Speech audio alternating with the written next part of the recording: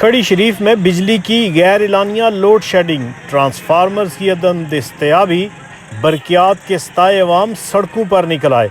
Road block करके line superintendent Ishfaq और SDO Rauf Hussain के खिलाफ शदीद नारेबाजी।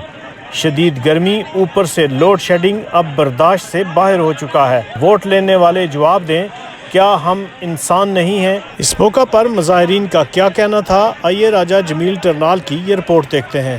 सर, ये हमारा मसला क्या है, 3 दिन हुए हमारा ट्रांसफार्मर सड़ा हुआ है। हमने इनकी मिन्नतें की हैं, कोई हमारे बच्चे गर्मी से रो रहे हैं, हमारे घरों में पानी नहीं है, हमारे घरों में खाना नहीं पक रहा, हमारे घरों में कोई नींद नहीं कर सका। हम लोग मजदूर आदमी हैं, हम रात को सो नहीं सकते और दिन को हम मजदूरी कैसे करेंगे? इन लोगों को एक राई पर तरस नहीं आया।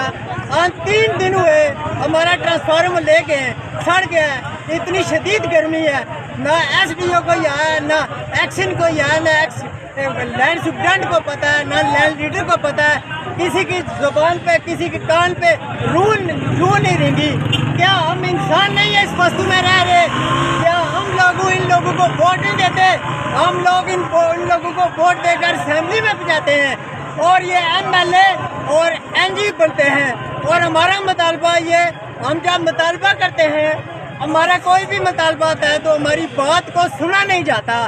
क्या यहाँ पर इंसान नहीं बसते? हमारे साथ गधों की तरह सलूक हो रहा है, हमारे के साथ जानवरों की सलूक हो रहा है। कोई है इंसान जो सच की आवाज उठाए? और ये क्या है? ये लीडर गए हैं, ये शिप का है। आज हमारे घरों में भी नहीं है, बीच नहीं है, हमको सोने। ये क्या हम इंसान जानवर हैं? कोई है इस बात इजाला करना।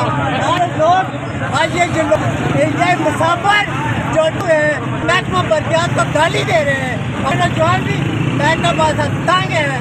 क्या हम इंसान नहीं है? हम जानवर हैं, गधे हैं? हमें हमारे जीने का हक नहीं है? हम इस रियासत के बाशिंदा नहीं है?